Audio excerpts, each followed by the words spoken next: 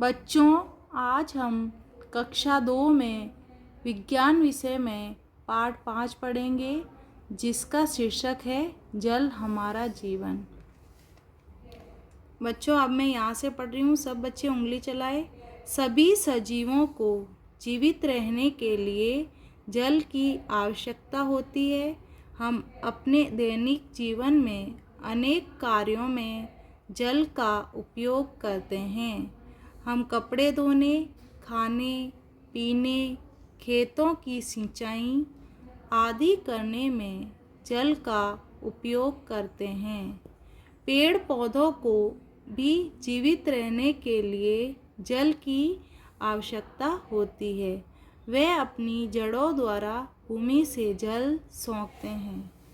बच्चों, आप सभी जानते हो कि सजीवों को जीवित रहने के लिए जल की आवश्यकता होती है। जल का उपयोग हम खाना पकाने, कपड़े धोने, पीने, खेतों की सिंचाई करने आदि में काम में लेते हैं। वर्षा जल का मुख्य स्रोत। जल का मुख्य स्रोत वर्षा है। वर्षा होने पर जल तालाबों, झीलों तथा पोखरों आदि में एकत्र हो जाता है।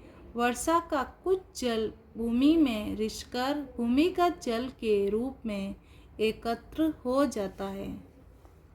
बच्चों, जल हमें वर्षा से मिलता है। वर्षा का जल तालाबों, झीलों तथा पोखरों आदि में इकट्ठा होता है तथा कुछ जल जमीन सोख लेती है। सभी बच्चे पेज पलटिए। जल हमें नदियों तथा झरनों से प्राप्त होता है। पर्वतों की चोटियाँ बहुत ऊंची होती हैं। ये सदैव बर्फ से ढकी रहती हैं। गर्मी पाकर जब बर्फ पिघलने लगती है, तब ये धारा के रूप में बहने लगती है। मैदानों में ऐसी कई धाराएं मिलकर नदी के रूप में बहती हैं। वर्षा का जल नदियों के द्वारा बहता हुआ समुद्र में चला जाता है। वर्षा के जल को एकत्र करने के लिए पक्के तालाब बनाए जाते हैं। वर्षा का कुछ जल झीलों तथा कच्चे तालाबों में भी एकत्र किया जाता है। इस जल को खेतों की सिंचाई तथा दूसरे कार्यों के लिए प्रयोग करते हैं। तालाबों और नदियों का जल गर्मी पड़ने पर सूख जाता है। बड़े बड़े बांधों में जल एकत्र करके नहरें निकाली जाती है। बच्चों देखो, ये बांध है, ये कच्चा तालाब है और ये पक्का तालाब है। बच्चों, आपने बड़े बड़े पर्वत देखे होंगे। ये पर्वत हमेशा बर्फ से ढके हुए रहते हैं। गर्मी पाकर ये बर्फ पिघलने लगती है और नदी के रूप में बहती है। वर्षा का जल भी इन नदियों में बहता हुआ समुद्र में चला जाता है।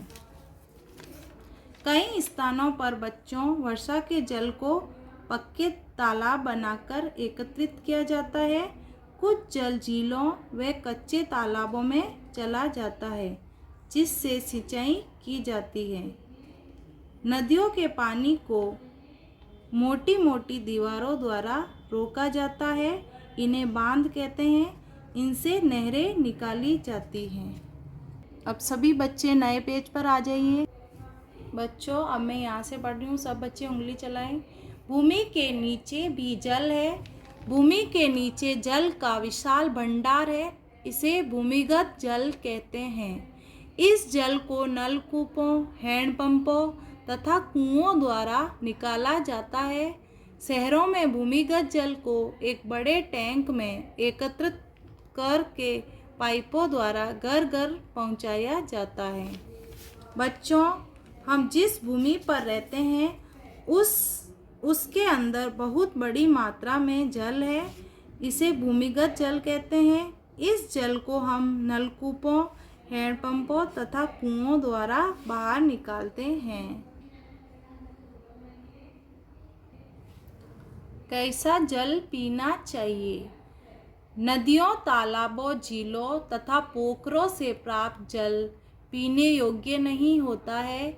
इस जल में कूड़ा, मिट्टी तथा मरे हुए कीड़े मकोड़े तैरते रहते हैं। यह जल अशुद्ध होता है। इस जल में रोग के कीटाणु भी होते हैं जो हमें रोगी बना सकते हैं। शहरों में गंदे पानी को एक बड़े टैंक में एकत्र कर लेते हैं। वहाँ इसे शुद्ध करके पाइपों द्वारा घरों तक पहुँचाया जाता है। जल को उबालकर तथा छानकर कीटाणु रहित किया जा सकता है। कुओं में क्लोरीन या लाल दवा डालकर कीटाणुओं को मारा जाता है। हमें स्वस्थ रहने के लिए सदैव शुद्ध जल ही पीना चाहिए। पीने का जल सदैव ढककर रखना चाहिए। बच्चों, नदियों, तालाबों, झीलों तथा कुओं का पानी हमारे पीने के योग्य नहीं होता है, क्योंकि उनमें अनेक कीटाणु होते हैं जिससे हम बीमार पड़ सकते हैं। हमें सदैव पानी को उबालकर या छानकर ही पीना चाहिए। बड़े बड़े शहरों में पानी के टैंक बनाए जाते हैं। उन पानी के टैंकों में क्लोरीन व लाल दवा डालकर कीटाणुओं को मारा जाता है तथा पाइपों द्वारा सभी के घरों तक पहुंचाया जाता है। अब सभी बच्चे पेज पलटेंगे। जल के 3 रूप होते हैं। जल हमें 3 रूपों ठोस, द्रव तथा गैस के रूप में मिलता है। जल को 4 डिग्री सेल्सियस तथा ठंडा करने पर ये बर्फ़ में बदल जाता है। ये जल की ठोस अवस्था है। जब बर्फ़ पिघलती है तो यह पुनः जल में बदल जाती है। यह द्रव अवस्था है। जल को गर्म करने पर यह जल वाष्प में बदल जाता है। ये क्रिया वाष्पीकरण कहलाती है। ये जल की गैस अवस्था है। जल वाष्प को ठंडा करना संघनन कहलाता है। जल वाष्प का संघनन करने पर यह पुनः जल में बदल जाता है। बच्चों, जल की 3 अवस्था होती है, ठोस, द्रव तथा गैस। जल को ठंडा करने पर जल बर्फ में बदल जाता है।